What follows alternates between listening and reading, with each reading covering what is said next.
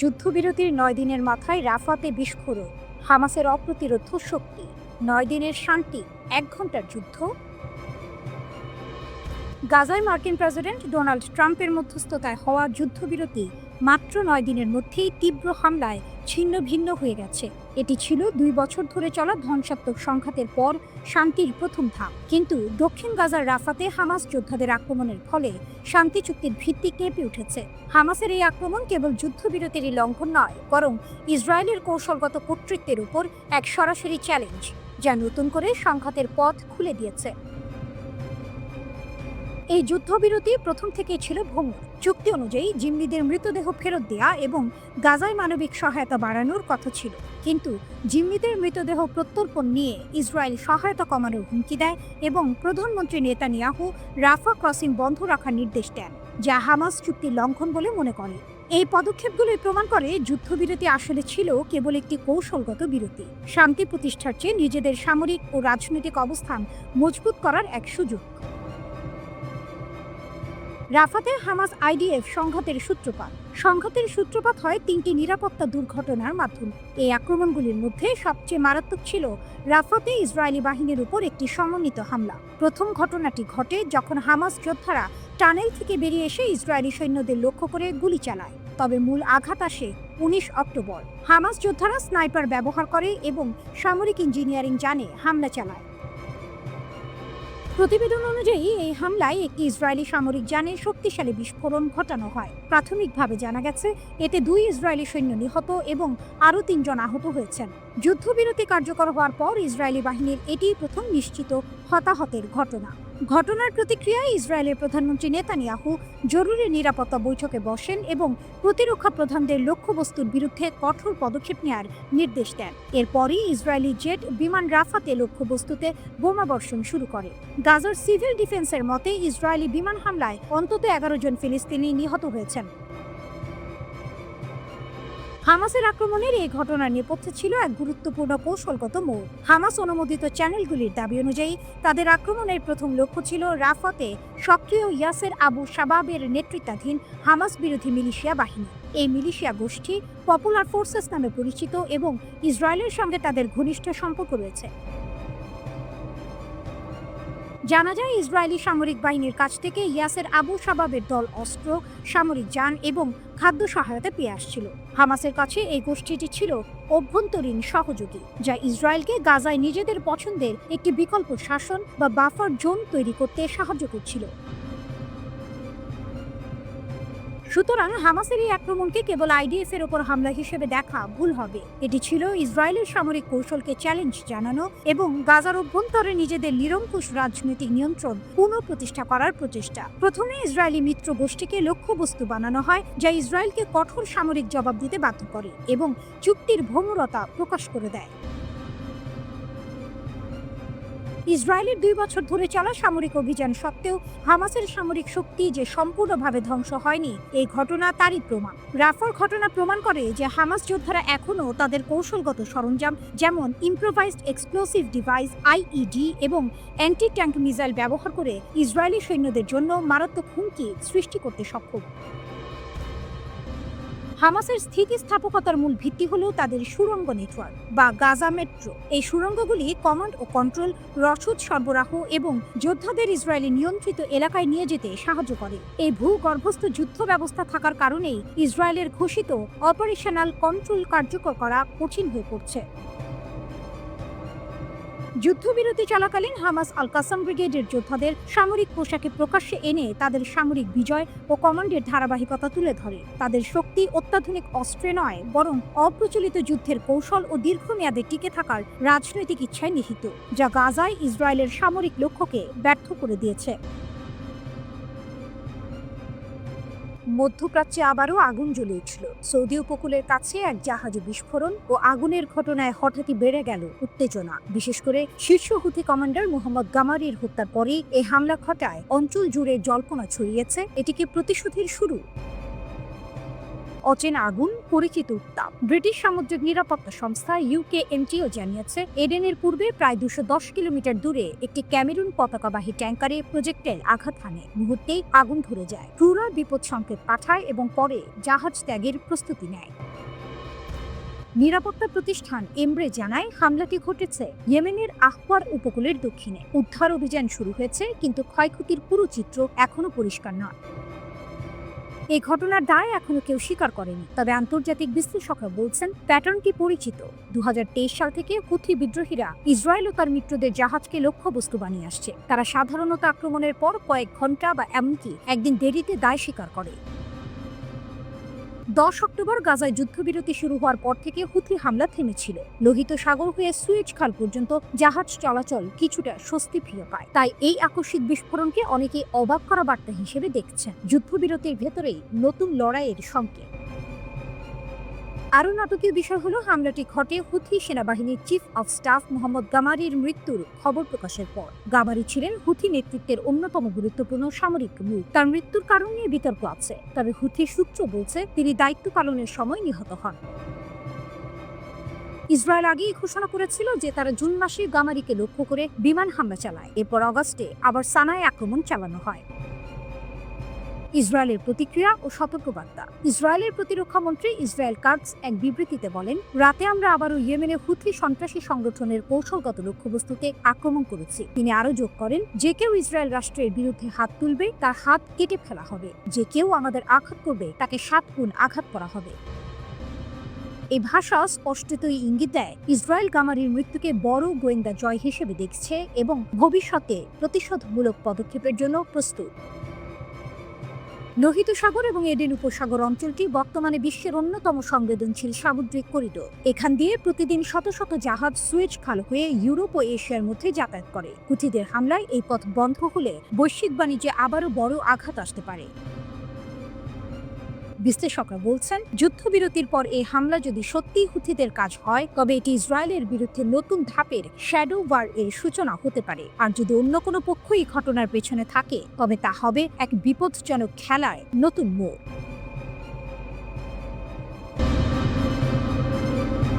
18 October 2025 তারিখে joint comprehensive plan of action JCPOA বা Iran পারমাণবিক চুক্তি আনুষ্ঠানিকভাবে শেষ হলো। এই চুক্তি 2015 সালে স্বাক্ষরিত হয়েছিল, যার মূল উদ্দেশ্য ছিল ইরানের পারমাণবিক কার্যক্রম কিছু সীমাবদ্ধ করা আর তার বিনিময়ে আন্তর্জাতিক নিষেধাজ্ঞা তুলে দেয়া।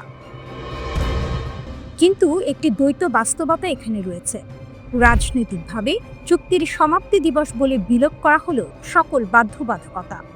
ইরান ঘোষণা করেছে এখন থেকে চুক্তির সমস্ত বিধান, পারমাণবিক প্রোগ্রামের উপর নিষেধাজ্ঞা সহ বাতিল। IAEA যে শর্তগুলো দিয়েছিল সেগুলো এখন আর বাধ্যতামূলক নয় এবং ইরান জানিয়েছে তারা ইউরেনিয়াম 60% পর্যন্ত সমৃদ্ধ করতে পারবে। তুলনায় বেসামরিক কাজে সাধারণত 3.67% বেশি লাগে না। 90% নিকটেই পৌঁছালে সেটি অস্ত্র বানানোর সক্ষমতার কাছাকাছি চলে আসে। তবে বাস্তবে নিষেধাজ্ঞাগুলো ও প্রতিক্রিয়াগুলো এখনও জীবিত। ইউরোপীয় 3 দেশ ব্রিটেন, ফ্রান্স ও জার্মানি চুক্তির প্রতি ইরানের বিরুদ্ধে স্ন্যাপব্যাক প্রক্রিয়া চালু করেছে। ফলশ্রুতিতে এই আইনগত চুক্তি শেষ বললেও নিষিদ্ধ ব্যবস্থা পুরোপুরি তুলে দেওয়া হয়নি। ফলে চুক্তি শেষ হয়েছে বললেও নিয়ন্ত্রণ ও চাপের ধারাবাহিকতা রয়েছে। একদিকে ইরান বলছে সব বিধান শেষ, অন্যদিকে পশ্চিমা দেশগুলো বলছে নিষেধাজ্ঞা ফিরে এসেছে। এই মিলনচ্ছেদ নতুন ভূ রাজনীতির ঝড়ের সম্ভাবনা এনে দিচ্ছে। ইরানের দিক থেকে দেখা গেল তারা এখন বলছে তারা আর পারমাণবিক কর্মকাণ্ডে সেই 3.67% সীমাবদ্ধতায় থাকবে না। সীমা উঠে গেছে বলেই মত বিশেষজ্ঞদের। এই অবস্থার কারণে ইরানের শক্তি ইতিমধ্যে বৃদ্ধি পেয়েছে, আর তা শুধু পারমাণবিক নয়, কূটনৈতিক ও অঞ্চল প্রতিরোধ নীতি হিসেবে। সামরিক দিক থেকে ইরানকে বড় শক্তি হিসেবে দেখা হয়। তার রকেট প্রযুক্তি, মিলিটারি প্রক্সি গোষ্ঠীর প্রভাব এবং এলাকায় নেটওয়ার্ক, এসবই তেহরানকে কৌশলগত সুবিধা দেয়। তেল গ্যাস সম্পদ, ভূ রাজনৈতিক অবস্থান এবং পারমাণবিক সক্ষমতার সম্ভাব্যতা ইরানকে শক্তিশালী করে তোলে। এ কারণেই পশ্চিমা দেশগুলো সতর্ক, একটি সীমাহীন ইউরেনিয়াম সমৃদ্ধকরণ মধ্যপ্রাচ্যের ভারসাম্য বদলে দিতে পারে। ইরানের পরমাণু কর্মসূচি নিয়ে জাতিসংঘ নিরাপত্তা পরিষদের রেজলিউশন 2231 আনুষ্ঠানিকভাবে শেষ হয়েছে বলে ঘোষণা দিয়েছে ইরান, চীন ও রাশিয়া। সংস্থাটির মহাসচিব আন্তোনিও গুতেরেসের কাছে পাঠানো যৌথ এক চিঠিতে 3 দেশ স্পষ্ট জানিয়ে দিয়েছে 2025 সালের 18 অক্টোবর থেকে এই প্রস্তাবের সব ধারা ও বিধান বাতিল বলে গণ্য হবে এবং এর মাধ্যমে ইরান ইস্যুতে নিরাপত্তা পরিষদের বিবেচনা এখানেই শেষ। ইরান সামরিক উদ্দেশ্যে গোপনে পারমাণবিক কর্মসূচি চালাচ্ছে, পশ্চিমাদের এমন দাবি ভিত্তিহীন বলে উল্লেখ করা হয় চিঠিতে। এতে বলা হয়, পরমাণু অস্ত্র বানানোর অভিযোগের কোনো প্রমাণ কখনোই খুঁজে পায়নি জাতিসংঘের পরমাণু শক্তি সংস্থা IAEA। যদিও সংস্থাটি সবচেয়ে কঠোর পরিদর্শন চালিয়েছে ইরান জুড়ে। যৌথ বিবৃতিতে আরও বলা হয়, রেজলিউশন 2231 এর মেয়াদ শেষ হওয়াকে সম্মান করা নিরাপত্তা পরিষদের বিশ্বাসযোগ্যতা ও বহুপাক্ষিক কূটনীতির সুরক্ষায় সহায়ক হবে। চিঠির শেষে 3 দেশ ইরানকে কেন্দ্র করে কূটনৈতিক সমাধানের জন্য অনুকূল পরিবেশ তৈরির আহ্বান জানিয়েছে এবং উত্তেজনা কমিয়ে সংলাপের উপর গুরুত্ব দেওয়ার কথা পুনর্ব্যক্ত করেছে।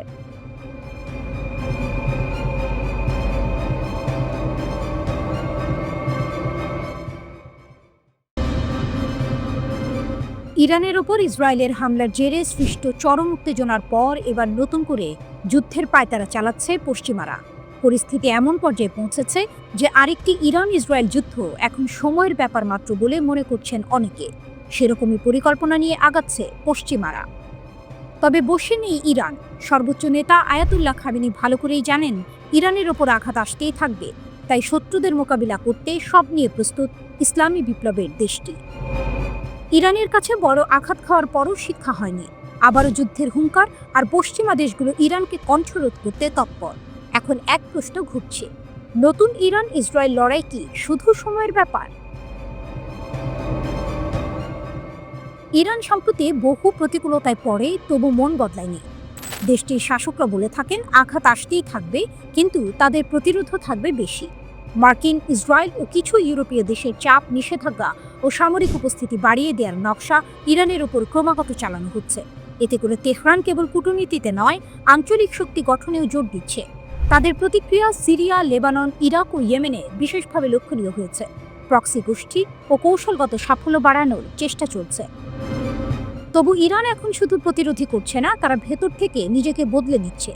জুনে 12 দিনের সংঘর্ষের পরে শুরু করা শুদ্ধি অভিযান, গোপন অভিযান এবং সন্দেহভাজন ব্যক্তিদের গ্রেপ্তারের ফলে দেখা গেছে তেহরান বিদেশি প্রভাব থেকে নিজেকে মুক্ত করার চেষ্টা করছে। ধরা ছোঁয়ার তালিকায় এমন ব্যক্তিরাও রয়েছেন যারা বিদেশি গোয়েন্দা সংস্থার সাথে যোগাযোগ রাখতেন। এগুলো যদি সত্য হয়ে থাকে, তাহলে ইরানের অভ্যন্তরীণ রাজনীতিও সংকটে পড়ছে। প্রশাসনিক পরিবর্তন এসেছে। গত 3 আগস্ট প্রজাতন্ত্রের সর্বোচ্চ নিরাপত্তা পরিষদের নামে নতুন একটি কৌশলগত সংস্থা গঠন করা হয়েছে। এর নেতৃত্বে থাকবেন দেশের প্রেসিডেন্ট, বিচারপতি সহ পার্লামেন্ট স্পিকার, সামরিক কমান্ডার এবং কিছু মূল মন্ত্রী এতে যুক্ত থাকবেন। ম্যান্ডেট হল জাতীয় নিরাপত্তা ও প্রতিরক্ষা পরিকল্পনা তৈরি এবং সশস্ত্র বাহিনীর কার্যক্রম সমন্বয় করা। এই পরিবর্তন ইরানের কৌশলগত মানচিত্রে বড় ধাক্কা হিসেবে দেখা হচ্ছে। এখানে রাষ্ট্রীয় সিদ্ধান্ত নিতে কেন্দ্রীয় কোর শক্তিশালী হয়েছে। আন্তর্জাতিক মঞ্চে তেহরান মোটেই নিস্তব্ধ নয়। ইরানের নতুন নিরাপত্তা সচিব মস্কো সফরে গিয়েছেন। রাশিয়ার সঙ্গে ঘনিষ্ঠতা বাড়ানো হচ্ছে। তেল, বাণিজ্য ও সামরিক সম্পর্ক জোরদার করা হচ্ছে, যাতে পশ্চিমা নিষেধাজ্ঞার চাপ সামাল দেওয়া যায়। অর্থনৈতিক ও কৌশলগত এই চলই ইরানকে আরও স্থিতিস্থাপক করে তুলেছে। ইরানের সামরিক প্রস্তুতিও নতুন যুদ্ধের সম্ভাবনার ইঙ্গিত দিচ্ছে। প্রতিরক্ষা মন্ত্রী আজিজ নাসিরজাদে বলেন, 12 দিনের সংঘাতের সময় ইরান তার সবচেয়ে উন্নত অস্ত্র ব্যবহার করা থেকে বিরত ছিল। এর মধ্যে রয়েছে কাশেম বাশির মিসাইল। তিনি সতর্ক করে বলেন, যদি আবার আক্রমণ করা হয় তবে তার প্রতিক্রিয়া হবে অপ্রত্যাশিত এবং জোরালো।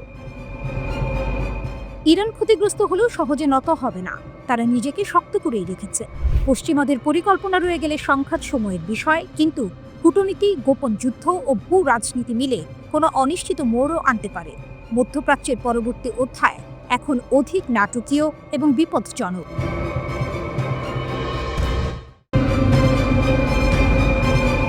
মার্কিন সতর্কতার মুখে এক গভীর প্রশ্ন, গাজায় কি যুদ্ধবিরতি চুক্তির আড়ালে হামাস তার সামরিক শক্তি ও স্থানীয় নিয়ন্ত্রণ পুনরায় প্রতিষ্ঠা করছে, নাকি ইসরায়েলের জন্য একটি কৌশলগত ফাঁদ পেতে রাখা হচ্ছে? ওয়াশিংটনের কড়া হুঁশিয়ারি। এবং গণমৃত্যুদণ্ডের মতো ঘটনা সেই অনিশ্চয়তাকে আরও বাড়িয়ে তুলেছে।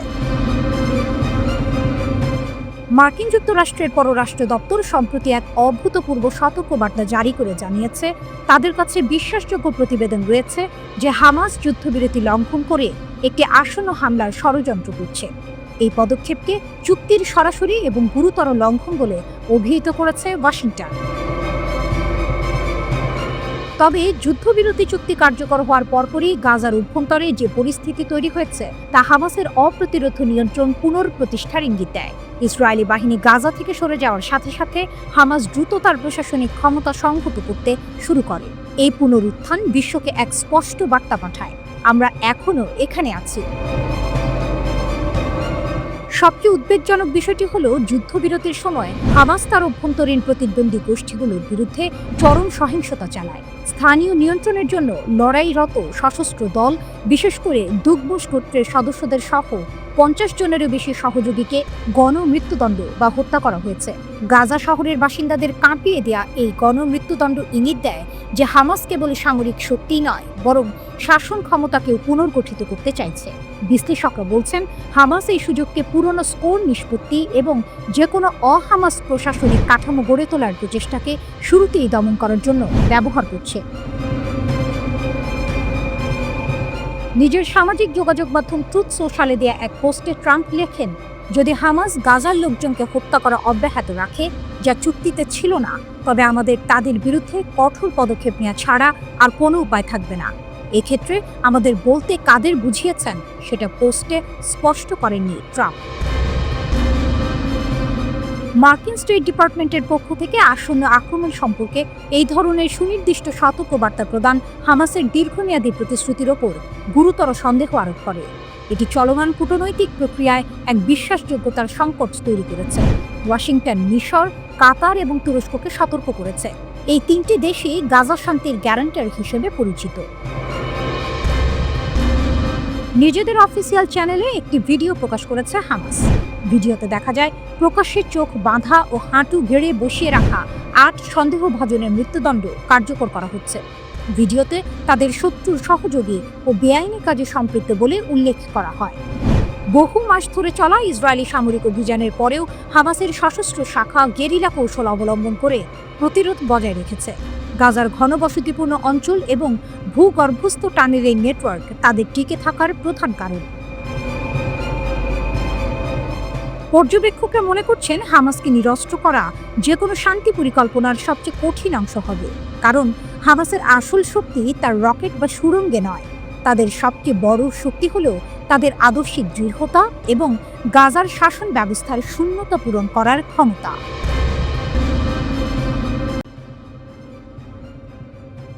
রাশিয়া ইরান চুক্তির আড়ালে কি ইসরায়েল ধ্বংসের বীজ? রাশিয়া ও ইরানের মধ্যে হওয়া নতুন প্রতিরক্ষা চুক্তি এখন মধ্যপ্রাচ্যের আকাশে নতুন ঝড়ের ইঙ্গিত দিচ্ছে। অনেক বিশ্লেষক প্রশ্ন তুলেছেন, এই চুক্তির মাঝে কি লুকিয়ে আছে ইসরায়েল ধ্বংসের বীজ?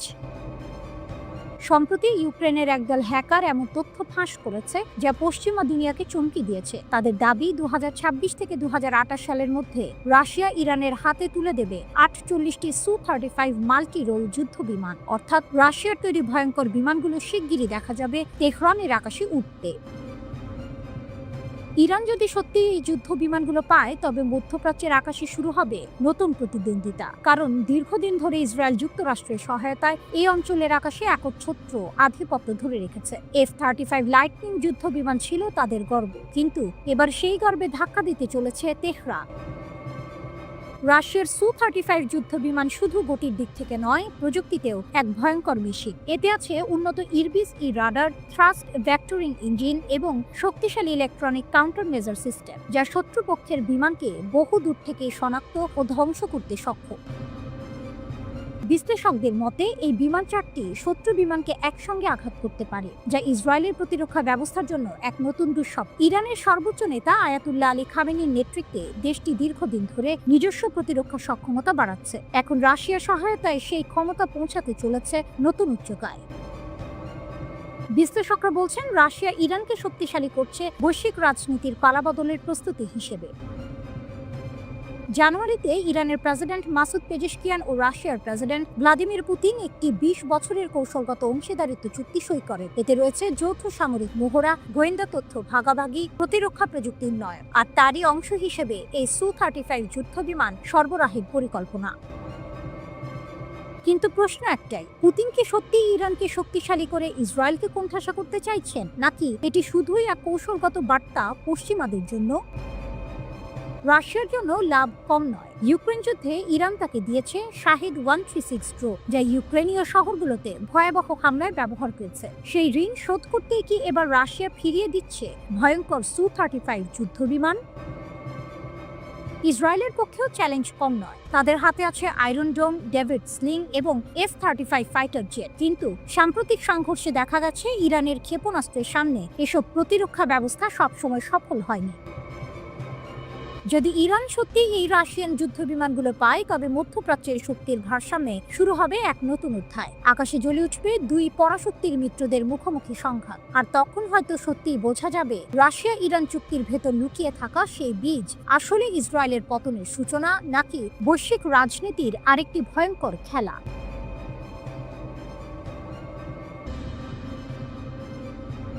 গাজায় নতুন আরব বাহিনী, 10,000 সেনা পাঠানোর প্রস্তাবে ফের জটিল হচ্ছে পরিস্থিতি।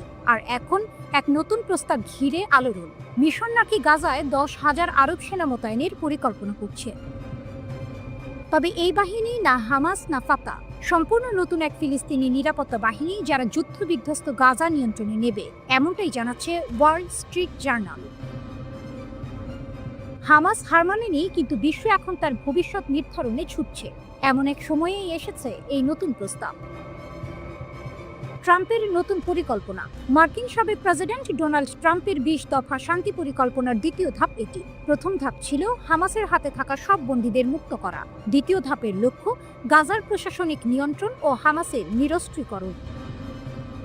মিশরের পরিকল্পনা অনুযায়ী প্রথমে প্রায় 1000 ফিলিস্তিনি কর্মকর্তা মিশর ও জর্ডানে প্রশিক্ষণ পাবেন। পরে সেই বাহিনী গাজায় প্রবেশ করে নিরাপত্তা বজায় রাখবে। যদি পরিস্থিতি স্থিতিশীল হয়, তখন বাহিনীর সদস্য সংখ্যা বেড়ে দাঁড়াবে 10,000-এ। তবে ইসরায়েল এই প্রস্তাবে আশঙ্কা দিচ্ছে। তারা বলছে, যে কোনো সশস্ত্র ফিলিস্তিনি গোষ্ঠী আমাদের নিরাপত্তার জন্য হুমকি হতে পারে। হামাসের অবস্থান। কিন্তু হামাস সরাসরি জানিয়ে দিয়েছে নিরস্ত্রীকরণের প্রশ্নই ওঠে না। হামাসের এক শীর্ষ কর্মকর্তা বলেছেন, যতক্ষণ পর্যন্ত স্বাধীন ফিলিস্তিন রাষ্ট্র প্রতিষ্ঠিত না হয়, ততক্ষণ আমাদের অস্ত্র নামানো মানে আত্মসমর্পণ। তিনি আরও বলেন, এই প্রশ্নটা আমাদের নয়, বরং তাদের করা উচিত যারা গণহত্যা চালিয়েছে। ট্রাম্পের হুঁশিয়ারি। অন্যদিকে ট্রাম্প হুমকির সুরে বলেছেন, তারা প্রতিশ্রুতি দিয়েছে নিরস্ত্রীকরণে, কিন্তু যদি তারা তা না করে, আমরাই তাদের নিরস্ত্রী করব। তারা জানে আমি খেলা খেলি না। এই বক্তব্যে আবারও হামাসের সঙ্গে সরাসরি সংঘাতের ইঙ্গিত দিয়েছেন সাবেক মার্কিন প্রেসিডেন্ট।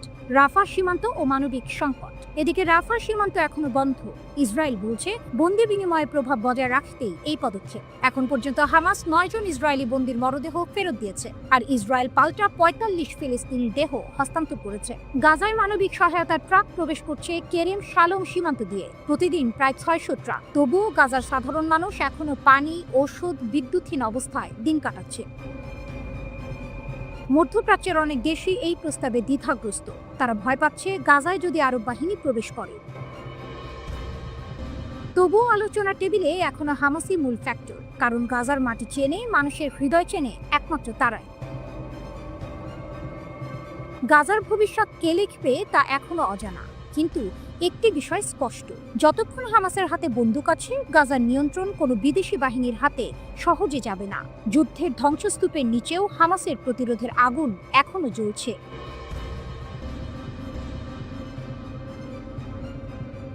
গাজায় নিয়ন্ত্রণ ছাড়তে নারাজ হামাস।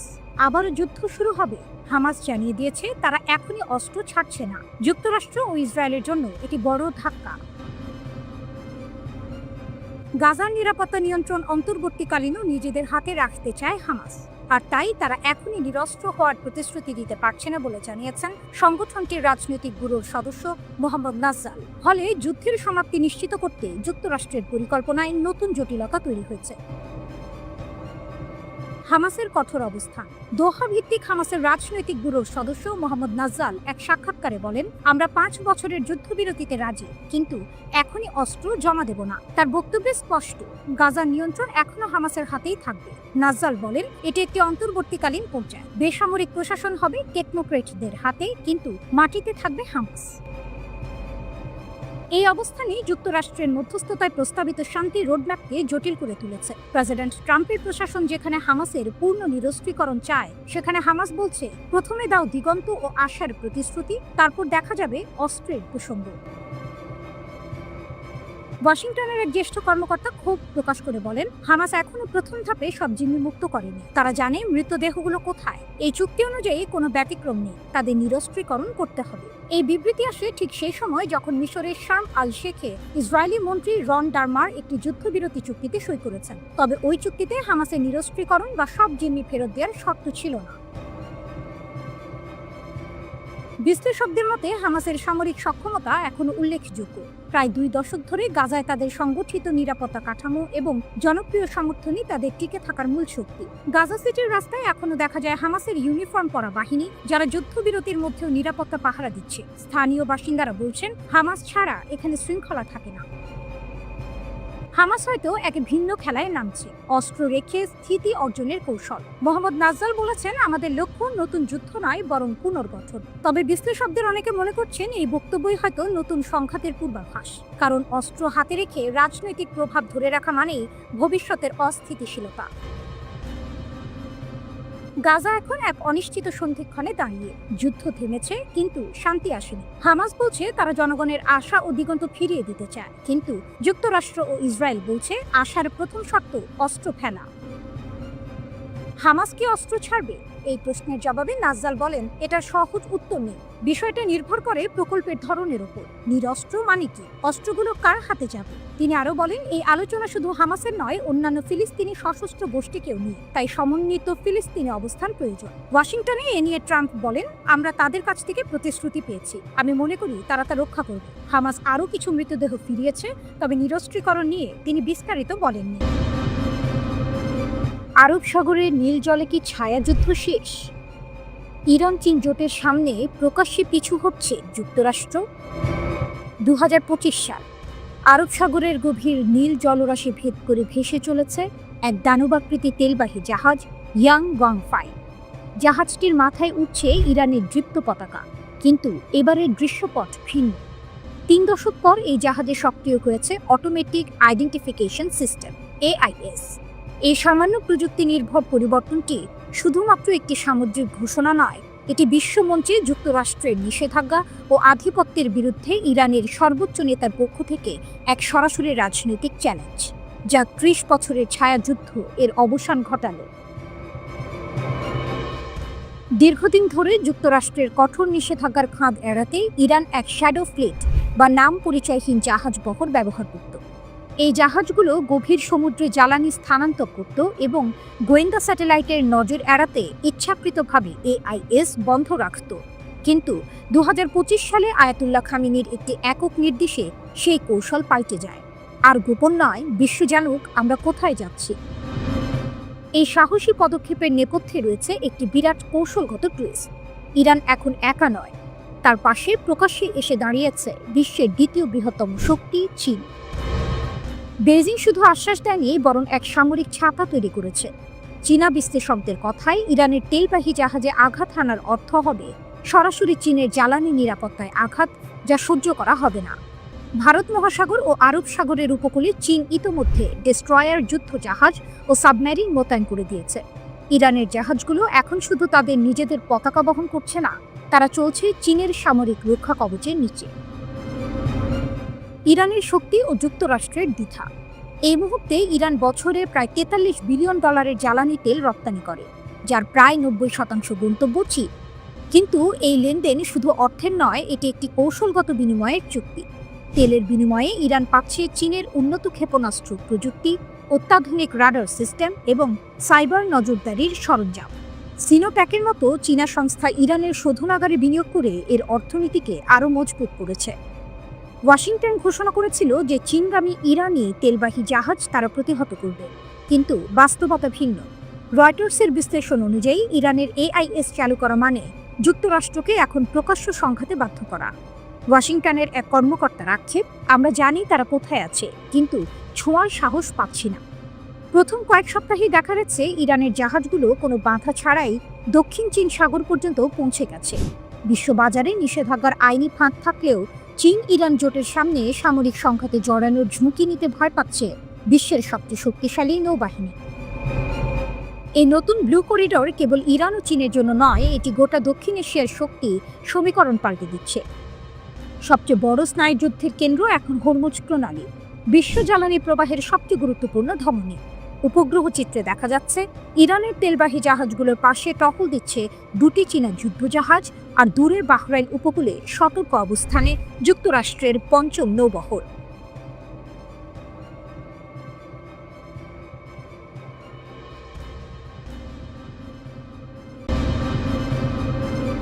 ইরান প্রকাশ্যে বলল ইসরায়েলের শেষের দিন ঘনিয়ে এসেছে। মধ্যপ্রাচ্যের রাজনীতি আবারও তীব্র হচ্ছে। ইরান এবার সরাসরি ঘোষণা করেছে ইসরায়েলের অস্তিত্ব শেষ হয়ে যাবে।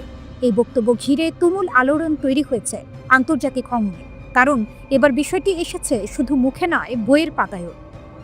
ইসরায়েল ধ্বংসের পরিকল্পনা নামের বই। ইরানের ধর্মীয় নগর কওমি সম্প্রতি উন্মোচিত হয়েছে একটি বই, ইসরায়েল অ্যানিহিলেশন প্ল্যান বা ইসরায়েল ধ্বংসের পরিকল্পনা। বইটি লিখেছেন আলী রেজা পানাহিয়ান, যিনি ইরানের সর্বোচ্চ নেতা আয়াতুল্লাহ আলী খামেনির ঘনিষ্ঠ উপদেষ্টা ও ধর্মীয় নেতা। পানাহিয়ান বলেছেন এই বইটি খামেনি এবং আয়াতুল্লাহ খোমেনির মতাদর্শের একটি স্পষ্ট ব্যাখ্যা। ইরান ইন্টারন্যাশনাল সূত্রে জানা যায় দেশটির সরকারি বইটির প্রকাশন অনুমোদন দিয়েছে এবং এটিকে রাষ্ট্রীয় দৃষ্টিভঙ্গির অংশ হিসেবে দেখা হচ্ছে। 1979 সালের ইসলামী বিপ্লবের পর থেকেই ইরান ইসরায়েল বিরোধী অবস্থানকে তার রাষ্ট্রীয় নীতির অংশ করেছে। দেশটি ইসরায়েলকে পশ্চিমা সাম্রাজ্যবাদের প্রতীক হিসেবে দেখে। তাই ইসরায়েল ধ্বংস ইরানের কাছে শুধু রাজনৈতিক স্লোগান নয়, বরং এক আদর্শিক লক্ষ্য। বইটির শেষ অধ্যায়ে বলা হয়েছে সাম্প্রতিক 12 দিনের যুদ্ধ হল জায়নিস্ট শাসন ব্যবস্থাকে পতনের পথে ঠেলে দেওয়ার ইরানের বৃহৎ কৌশলের অংশ।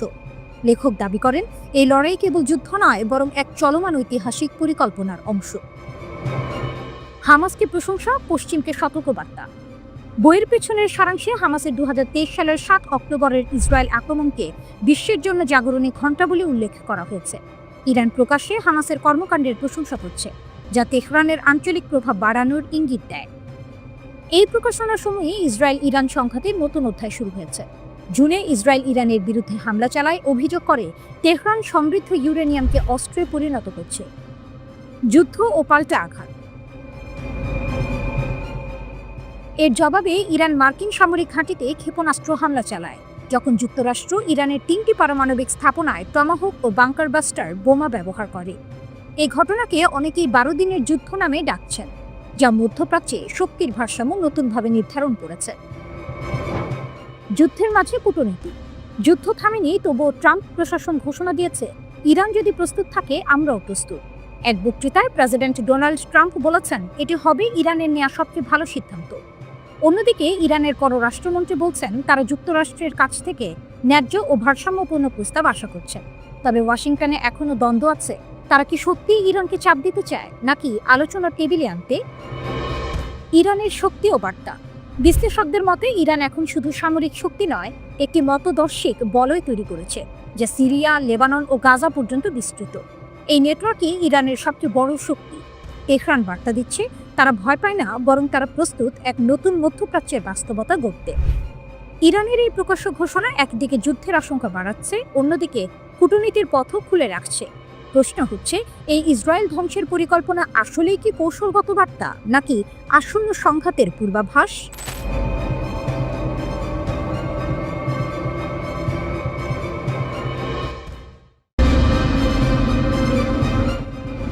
জাতিসংঘে ইরানকে ঘিরে নতুন নাটক। পুতিনের কঠোর বার্তা, ফাইল বন্ধ করুন নয়তো পরিণতি ভোগ করুন। বিশ্ব রাজনীতির দাবার বোর্ডে আবার উত্তপ্ত ইরান ইস্যু। জাতিসংঘের নিরাপত্তা পরিষদে যখন পশ্চিমা দেশগুলো ইরানের উপর নতুন করে নিষেধাজ্ঞা আরোপের পক্ষে, তখন রাশিয়ার প্রেসিডেন্ট ভ্লাদিমির পুতিন যেন বজ্রপাতের মতো হুঁশিয়ারি ছুড়ে দিলেন, ইরানের পারমাণবিক ফাইল বন্ধ করুন নয়তো ফলাফল ভালো হবে না। একদিকে পশ্চিমা নিষেধাজ্ঞা, অন্যদিকে রাশিয়া ও চীনের কাঁধে কাঁধ মিলিয়ে ইরানের পাশে দাঁড়ানো, যেন ইতিহাসের এক নতুন অক্ষশক্তি তৈরি হচ্ছে, যেখানে শক্তির কেন্দ্রবিন্দু এখন তেহরান। রুশ পররাষ্ট্র মন্ত্রণালয় জানিয়েছে 2015 সালে স্বাক্ষরিত ইরান পরমাণু চুক্তি JCPOA অনুযায়ী জাতিসংঘের 10 বছরের সময়সীমা 18 অক্টোবর শেষ হয়েছে। তাই এখন সময় এসেছে ইরান ইস্যু জাতিসংঘের আলোচনার তালিকা থেকে সরিয়ে নেওয়ার। মস্কোর ভাষায় ইরানের বিরুদ্ধে যে পারমাণবিক প্রশ্ন তোলা হয়েছিল তা এখন অচল। নিরাপত্তা পরিষদে এর কোনো বৈধতা নেই। রাশিয়া আরও জানায়, ইউরোপের 3 দেশ ব্রিটেন, ফ্রান্স ও জার্মানি চুক্তি ভঙ্গ করে পুরনো নিষেধাজ্ঞা ফিরিয়ে আনার চেষ্টা করেছে, যা সম্পূর্ণ অবৈধ ও রাজনৈতিকভাবে উদ্দেশ্য প্রণোদিত। চীন রাশিয়া বনাম পশ্চিমা জোট। রাশিয়া ও চীন যৌথভাবে চুক্তি 6 মাস বাড়ানোর প্রস্তাব দিয়েছিল, কিন্তু পশ্চিমা দেশগুলো অহংকারের সঙ্গে তা প্রত্যাখ্যান করেছে। মস্কো বলেছে এটাই প্রমাণ করে তারা আসলে আলোচনায় আগ্রহী না, বরং চায় ইরানকে কোণঠাসা করে রাখতে। রাশিয়ার ভাষায় ইরানের সঙ্গে তাদের সম্পর্ক এখন কৌশলগত অংশীদারিত্বের পর্যায়ে, যা 2025 সালের জানুয়ারিতে মস্কোতে স্বাক্ষরিত চুক্তির মাধ্যমে শুরু হয়ে অক্টোবর থেকে কার্যকর হয়েছে। ইরানের জবাব, বিশ্বাস, শক্তি ও প্রতিরোধ। ইরানের প্রেসিডেন্ট মাসুদ পেজেশকিয়ান জাতিসংঘে তীব্র প্রতিক্রিয়া জানিয়ে বলেন, ইউরোপের এই অবৈধ পদক্ষেপ আন্তর্জাতিক বৈধতা হারিয়েছে। বিশ্ব আমাদের পাশে আছে কারণ আমরা ন্যায়ের পক্ষে।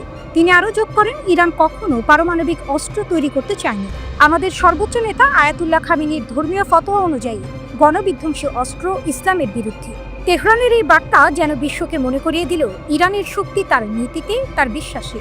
অন্যদিকে যুক্তরাষ্ট্র আবারও নতুন নিষেধাজ্ঞা জারি করেছে। প্রায় 50 ব্যক্তি, প্রতিষ্ঠান ও জাহাজের বিরুদ্ধে ব্যবস্থা নেওয়া হয়েছে। অভিযোগ, তারা ইরানি তেল ও গ্যাস বিক্রিতে সহায়তা করছে। ডোনাল্ড ট্রাম্প অবশ্য নরম সুরে বলেছেন, ইরান অনেক কষ্টে আছে, আমি চাই তারা আলোচনায় আসুক, প্রস্তুত হলে আমি নিষেধাজ্ঞা তুলে নেব। কিন্তু তেহরান বলছে, আমরা মাথা নত করব না।